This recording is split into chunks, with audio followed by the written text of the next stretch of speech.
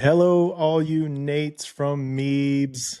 How you doing today? I assume you're on your 16th day, just relaxing. Perhaps you've already read A Boat for a Goat to your kids, and now you're just tuning in to Barriers and Boundaries. Or maybe you're just shopping for some alls in your stalls, and you don't want to get into the trading, and you just want something to Oh, distract you, so you tuned in. Hello, that is Rob Bell. best intro ever. And if someone has no idea what you just said, that's even funnier. Or if they do, that's just amazing. Oh man, thank you for being here. I did have Gurge ship me some cream covered strawberries, but Oh, I had her freeze man, dry them and throw some chocolate chips in there too. So man, you're either losing your audience or gaining a whole new one, or can, everybody just went deeper. I don't know what's going on. That's pretty great. can you tell I enjoyed the book? Can you tell I had fun with it? Oh, that makes me so happy. Uh, That's really, really, really satisfying. Oh, good. Wow. How are you? How was Rob Bell? How's the family? I mean, all the feels. Somehow it all sits side by side within us. Like last week were these high winds and all this fire possibility, which then of course an hour south of here, just as you know, as the world knows, it's just devastating how you can't, like, your antenna can't help but pick that up, that kind of loss. So for sure feeling all that, and then catching a good wave, and I'm doing my normal work and taking my daughter to school. It's like all of it happening at the same time. What even is the United States of America? You know what I mean? What? Like, You I'm just just have to experience it, I guess. I'm just fascinated.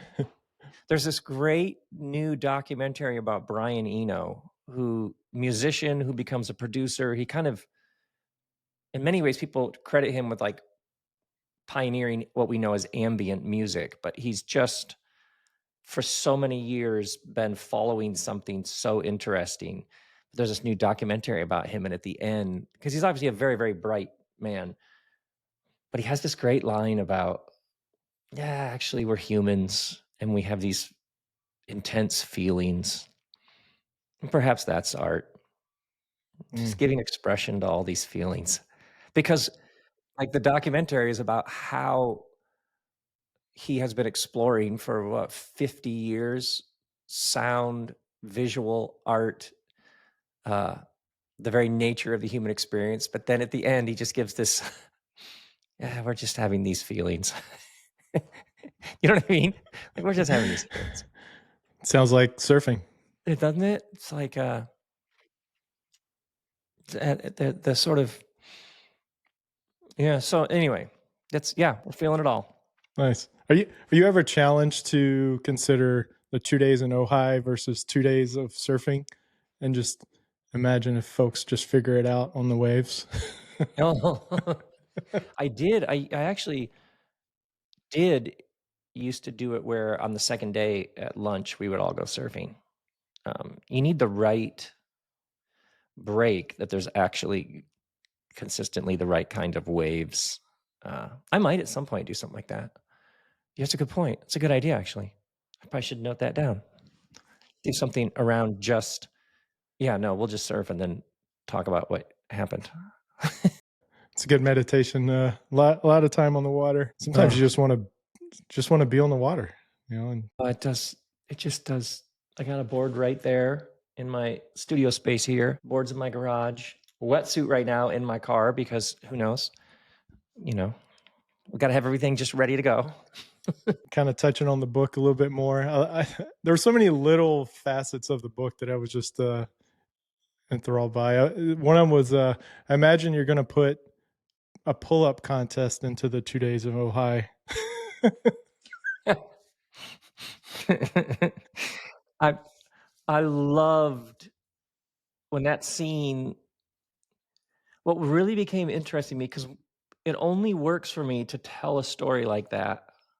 I don't know what it means. There's no point. I'm just caught up in it, and it's happening, and I'm on any given day I know there's gonna be this scene, but I don't exactly know what's gonna happen in the scene, so that's part of the enjoyment of writing it, is I know where the story is headed, but I also don't know how it's gonna actually gonna get there. And what's so interesting to me, like, about that pull-up scene is it took way like, hundreds of pages into the story, like, "Oh, this young woman that we're following, Noonye, she doesn't have any conditioning or programming around what a girl can and can't do, what's appropriate, what's not." And you think about how many people now were sort of words like that, conditioning and programming, are we're all like, "Oh, like what capitalism did to us, what uh, technology, what even the generation before us, work, success, laziness, production, efficiency, like it on the list." And I realized, oh, that's one of the reasons why this story is so captivating to me is she doesn't have patriarchy on her shoulders. So she's at this new job and there's a pull up contest at lunch.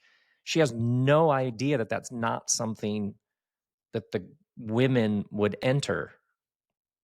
And then she enters it at the end and then starts taunting all the dudes and pretend, and she turns it into like a show. Um, but that to me, that's one of the things that I love that took. I always some of it I get later, but I loved realizing, oh, that's why that's what's going on there. That was one of my favorite lines. Like, did I beat the boys? Did I Just beat a boy? And she realizes that there's like it's half winning the contest, but the other half is if you're gonna win, put on a show. do it some style. Do it some style. Full disclosure. So I didn't read it. I listened to it. So I had the audio book, and I've gone through a few times, and I listened to it while I run. There were some moments that were funny. I was laughing, and I'm and you have these moments like when Diane goes with the man and Gurge is like the heart wants what the Heart heart wants wants. what the heart wants. I'm a contagious laugher. If like Mhm, you're laughing, and I love that you kept your mhm. emotions in the audiobook. I think anybody that's read the book, they need to go listen to the book.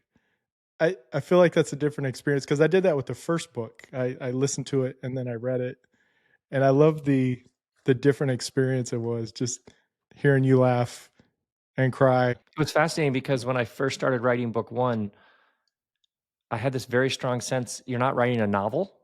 I was like, "Ah, it kinda looks and smells and walks like a novel," and it was like it was almost like I had this don't put that word on it because then that means a whole world of credibility and legitimacy and reviews. It was like, "No, you just tell a story." It's almost like, "Relax, man. Just tell the story." And when I did the audiobook in my garage and was like, I'm doing these sections in one take because I want it to feel like I'm reading it to you and we're just in the same room. And I'd done a number of audiobooks over the years where they were produced and they edited out all the everything to make it like a strict performance. But I was like, no, I think people should I want them to hear the turning of the page. And what's so fascinating is when I started doing the audiobook, I was like, oh, I think this is actually its first form. It's actually just me because I pictured, like, if we're all around a campfire and, like, I just started telling you a story, it just went on for, like, 9 hours. That's actually it's fascinating how in life you get these instincts about how to do something that aren't how you've done it, and it's very clear, "Do it this way." You're like, What's" and then you follow it, and you're like, "Oh." Yeah. Because I start reading it, I'm like, "Oh, this is its first form," and then there happens to be a written version. I have reversed that for well, 15 years, 25 years of book writing, 20 years, you know what I mean? Like, I feel like I'm Yeah. now learning how to do this. I loved it, and I that's kind of the opposite of what Nune, what you were just talking about. She has no structure, where she's finding out what structure is kind of the Yeah, more she lives her life. And then yeah, you're like, yeah, I'm going to flip that from the experience of storytelling perspective. yeah. Did you, how did you feel when Noon, her yak, what happens to him happened to him? Yeah, I had a different experience than you probably expect on that. I tried to figure out what is my yak? That's great. What have I held on to that I Mm. would be like that disappointed, and what experiences have I had that, would be that disappointing. And I was a little bit I was a little bit sad that, my last job that I had just retired from, like I loved it and I cared for it a lot. And it was always around. It was always didn't really say much to me, but it was always teaching me things. I don't know if that makes any sense. Wow. See, this is why I love doing interviews is like Yeah, the things that people I did an interview with a psychoanalyst in Chicago who wanted to do most of the interview about Gurge I love and Gurge. how much Gurge sh teaches us about psychoanalysis and the subconscious, and I was like, "Well, okay then." Well, I would say it's Gurge that I'm like, yeah, this is a story of resilience. I have a podcast on resilience, and I don't. I'm not a huge fan of like static things. And hey, here's 3 steps to this. Here's 7 steps to save your marriage. That kind of static stuff. I like more dynamic, and I think that's what kind of drew me to this was how much Gurge is dynamic, but it's a subtle dynamic that she brings to the story. What did you at first? Did you think something was off? Like maybe she was missing a chip? You could tell that she was kind of holding back, and I think it was towards the end. I don't want to kind of give away that, but um, I think it was at the end when it all comes to light, and when she hands Nunez the bag. Did you know what was in the bag? No, Oh, you didn't? no, And then when she starts explaining what's in the bag, yep. And it's would like, you were yeah, this surprised. is. I was surprised. I was, yeah, I was surprised, and I loved it. And it's almost like she's been preparing for this the whole time. Right. Right, and when Nunez finds out that when Nunez arrived and Gurge is like, "Oh, I was terrified." She finds out she was like a girl. Oh, wait, what? Oh, it's that feeling when you learn something about your family history and like an uncle drops something or your mom and you're like, "Wait, what?" These people that are so familiar that you've known forever, and then suddenly find out this happened or that happened, and like, how did no one sit me down and tell me all this at some point when I could handle it? Because this is amazing. Yeah, and I know you've heard a lot of stories about those things happening. I was thinking more about your kind of your own journey to this, like getting to a place to writing fiction. And I remember I listened to the "Handling Your Fire" uh, Mm, mhm. audio that you had, and I remember even in that you were talking about you were excited about what was next, and I think it was before the first book of "Where'd You Park Your Spaceship" a couple of years Yeah, back. Yeah. yeah. It's been fun to watch that. What do you think's been the most exciting part about just getting to that place to where you're at now and experiencing that? Learning that the end of something, it's not because anything's wrong with you, but there are seasons and chapters and periods of life, and they do come to an end. Maybe you work the same job till you die, get a paycheck every 2 weeks, maybe. Live in the same house. People do that, that's beautiful. But in my experience and lots of the people I've met, things come to an end, and sometimes your body knows before your mind, and sometimes everything's good. It's just you're done. which can feel very counterintuitive. And that death of one thing and the birth of another, and the in between periods, you're on the threshold. You've left one room and you're not in the next, and the terror of that, and learning that all of that is. It's like each round you get a little better of, oh, here come the wobbles, here come the nerves, here come the how are we going to pay the bills. There have been lots and lots of periods. How are we going to pay the bills? Uh, I had a TV show and then it got canceled, and I'd blocked out the year because they had committed to doing a full season of the Rob Bell Show, and then it got canceled. January of 2015, the calendar was wide open, and I 3 kids, 2 of them needed braces. What are we gonna do? What was the plan now that that plan has smoldering by the side of the road? Um, so the figuring out how to pay the bills, and, figuring out this thing that you're following with your life that you can both name and is unnameable, that you can give some definition to, enough that you'd move across the country, or you'd walk away from a job, or you'd switch houses, or you'd downsize, or you'd upsize, or you'd invest a bunch of money hoping later it would come back to you in starting up something new. And also, I don't really know. I'm following something and I know it, but not in a way I might even be able to articulate it. Is actually all very natural. And I part of the wound for me was just whatever you do, make it look easy. And I can see how difficult at times it was and how I glossed over that. I can see now how we all like, how do you stay safe? All of us from a young age. How do you stay safe in the world? And we all developed these ways. One of them was, well, just make it look easy.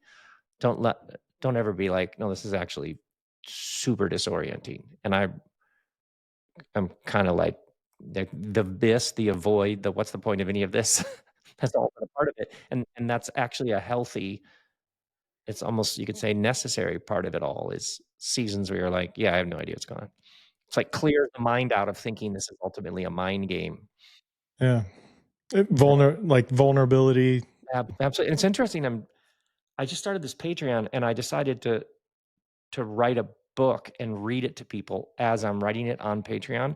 And it's called A Feisty and Sobering Guide to Doing What You Love and Also Still Somehow Paying the Bills. And it's literally all stories of how weird and twisty and irritating and angsty and wonderful and thrilling it's been. And I wouldn't have written that book 10 years ago. I would have written a book called How to Get Paid for Doing What You Love. And now I'm like, oh, yeah, yeah, don't try to get paid for what you love. That might ruin it. I'm like, Mm, hold on. Just pay some bills and like, it's almost, yeah, I think I'm much more at peace with all the reinventions and reorderings. Even when I started writing Where'd You Park Your Spaceship, and I had been trying to write a Rob Bell book like all the previous Rob Bell books, and I was like, "Oh, yeah, I don't wanna do this anymore. I don't wanna write another big book about big ideas about God or the world," or I'm, like, done doing that. It's like a mm, very clear knowing. yeah. I wanna tell stories and write plays, and okay, then I guess we'll try that. Well, that doesn't pay right now, at least. Well, okay, then we probably figure out how to pay the bills. Very basic questions. It's all part of it. I talk a lot about barriers and boundaries, and kind of want to touch on Hingu Bears a little bit, and then Oh, Nunye. yeah, our guy. Yeah, and in the first book you talked about, or you had that line of space creates soul, creates space. Oh, yeah.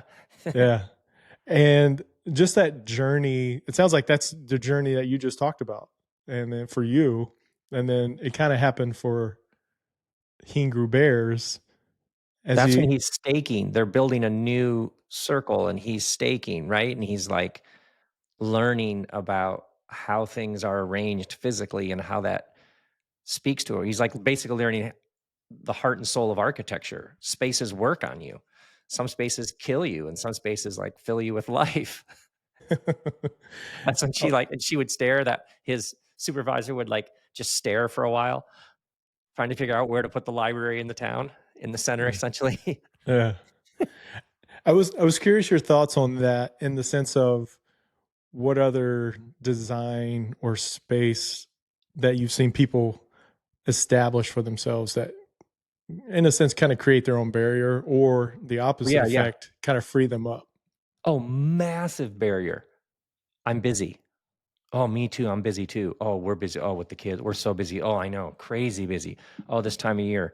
Oh my goodness. Just so busy. The way that the word busy is used sometimes as if this is just how it is when it's madness. It's like insanity. Oh, I know. Oh, God, it's been so crazy. Why? What is wrong with your calendar? If it was a room, we would say there's too much furniture in that room.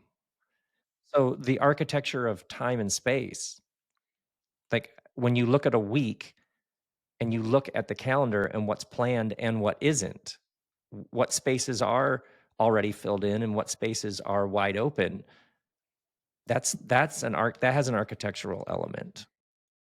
So you think about people who are like, "Oh, I've just been going nonstop and I just have so much more to do." Of course you have so much more to do. Your energies are all over the place.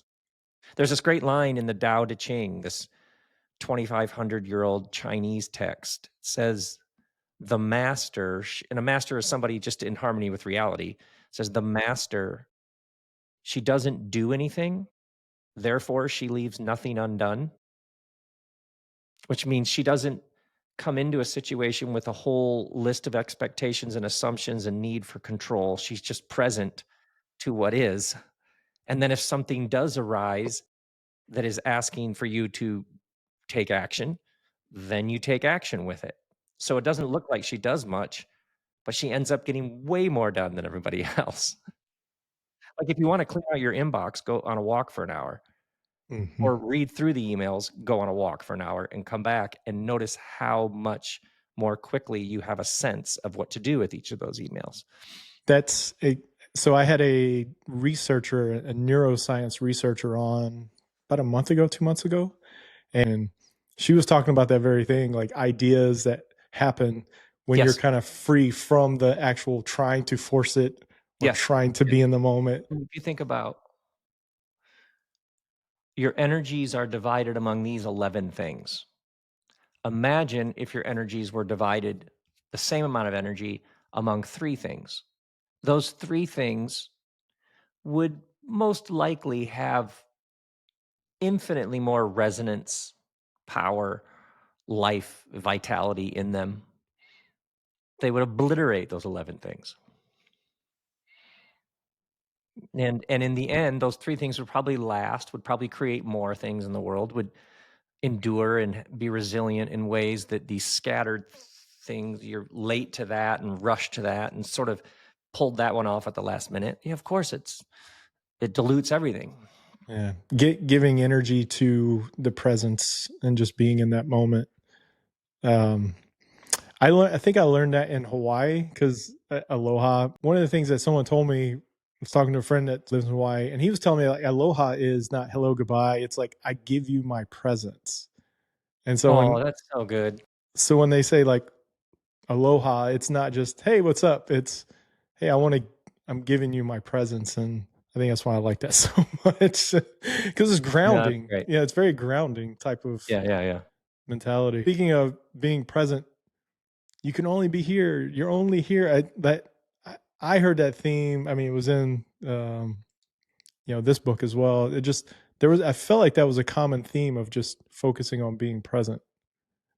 Yeah, Um, I swear it's like the great sometimes I mean all of us, but I'm like, oh, that's this the great invitation of my life. It's just learning how to actually be here. I know so many people who would probably say something similar. If there's something we're here to learn, it's to be here.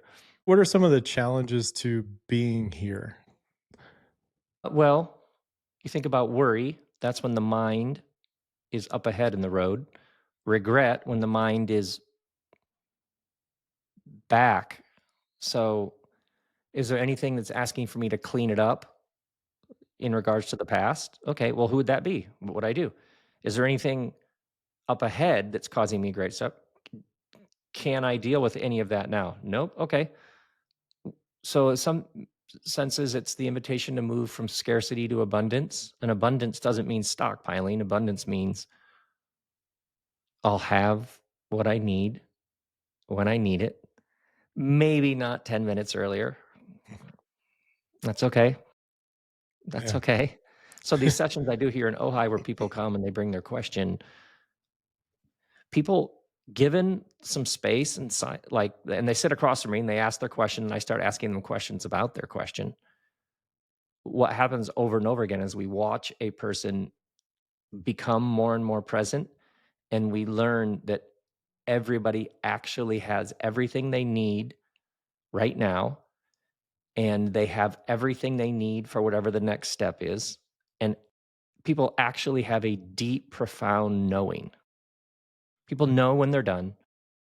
They know when it's time to stay. They know when it's time to go. And that that knowing comes from simply being still and present. There's no thing out there that you have to go get. And I've literally seen this literally thousands and thousands of times. See, and that's why, man, that's why I wanted to chat with you because I, as you were saying that I feel like that told me more about Gurge. It's like she knows the unknown in a sense of she just I don't know. It's like she saw something, and Nunez just happens to be on that path that crosses where her journey is headed. And I don't know. It's like have you ever had somebody show up like you're inviting people to come talk or come bring a question, but you ever had somebody show up and it's like I don't even know what question I should be asking to start this. Oh, people will often sit down after a couple people have already gone and sat across from me, and they will say, "My questions changed 10 times."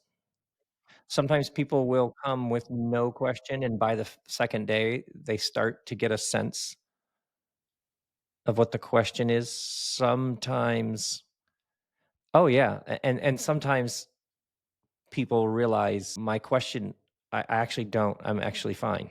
There's nothing to do because sometimes things are as they are, and that's exactly what they want to be, and you're good.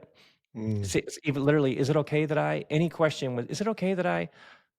The answer will probably always be yes. The person was probably taught or trained that's not okay, but yet they're listening to some deep knowing and they're like, "Is it okay that I keep moving into smaller houses because I keep wanting to live with less stuff? Is that okay?" Yeah. Yeah, it is. Yeah, you already know that, but sure, I'll say it as well if you want me to say it, fine, yeah. You know what I mean? yeah, yeah, yeah. I've done a lot of counseling, and a lot of times like I don't ever try to insert or project like what their response should be. It's really about they already know deep down. They just need to say it out loud or they just need to tell it to somebody else. Yes. Yeah. Yes. Yeah, and we need each other to hold up mirrors and go, "This is what I see in you. It's good. It's good." We help each other see ourselves. And that ties into like when I talk about resilience, I love a phrase that you used in the handling your fire, that slow thinking resilience. Mm. That was one of the things that kind of stuck out for me. It's like, it's not a checklist. It doesn't have to be, Mm, mhm. you know, let's, here's things that we got to do. Sometimes it's just who are we becoming? Who are we being?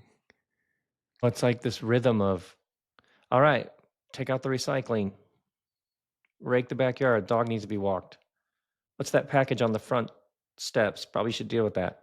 Yeah, there's like, and then there's a walk in which you have space, like your run, and things have space to unsettle and to, work their way out, and suddenly you realize that something you've been carrying around for a while has resolved itself, and on its own, but you were almost like witnessing your mind, like Rubik's cubing it, Yeah. or the subconscious, whoever part of you was like, "Oh, yeah, we got this. Let's do it this way." And something within you is like, "Oh, yeah, good idea." Yeah, and I feel like I've experienced both of those at the same time. Where my family and I, we have moved around. My son's 12, and he's probably lived in like 7 different homes. We Hmm. lived in Singapore for 5 years. We lived in Chicago for 3. We're back in Southern California, but every Sunday we have pizza. Oh, And it's wow. and it's one of those, you try to build in, and that was one of the things that we just wanted to kind of adapt something that, hey, we know we always have this, even though Hmm. the road might be curving, but we're still on that road. That's cool. Yeah, and so I just love that concept of that slow thinking resilience that you Hmm. talked about. Yeah, that's Hmm. kind of dynamic. I'm curious about Nunye, her journey. Are we going to see more of stories of? Are we going to see a lot of new characters, or we going Uh, to dive? well, if you do see the characters you're going to meet, like in this one, you met Shucks and Whoosh. You're going to meet new characters, but as a general rule, you'll be meeting them because you're following somebody you've known for a while. Like this person keeps appearing. We're going to need to. There's some places they're each going to go that we're going to follow them. We'll keep following them. Well, Hmm. I look forward to it. And Rob, man, I love you, and Oh, man, thank you. I appreciate you for just being you, man. Like, it just means the world to a lot of us, and especially to a lot of people on Meebs and Furtis. Oh God, that intro.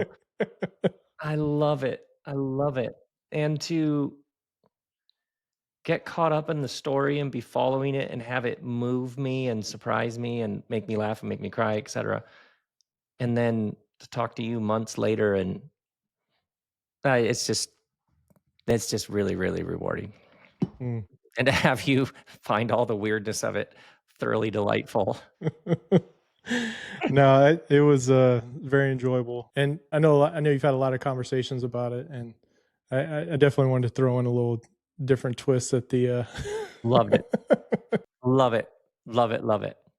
Any final thoughts on being resilient? Well, I would say that peace is our true nature.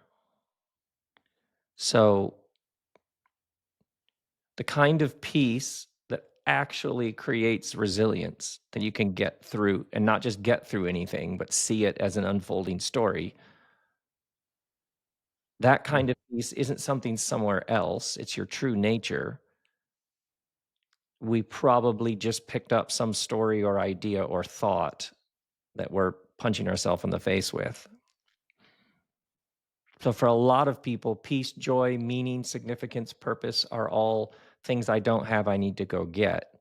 But if you listen to your life and you listen to the stories that you're telling yourself and you just ask, is that story true? You realize how many of the stories often aren't true.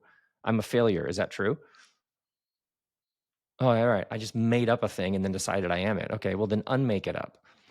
You discover that with just a few deep breaths, often you're fine. It's good to be here. Like, it's good to be here. It's good to be Rob. It's good to be here. I love that, discovering truth, unpacking truth.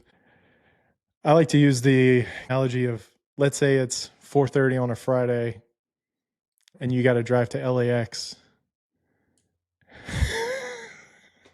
For a midnight flight, good luck. Right? But it's that, oh my goodness, we have feelings because of thoughts, but Yes. the situation is still the same. But it's, Yeah. Yes. well, now that I have Where'd You Park Your Spaceship book 2, my drive to LAX is going to be a lot more enjoyable, because the truth is, there's going to be traffic and you can be frustrated over traffic, or hey, I have time to enjoy something. It just changes, like that whole, Yes. like you're saying, like you got to figure out, that's, Yes. one, that's going to be true, but your response to what is true There you is go. everything. Yeah. Thank you. Oh man, it's such Great such a good talking to you. time. Yeah, likewise. Thanks for I having look me on. yeah, I look forward to book 3, my friend.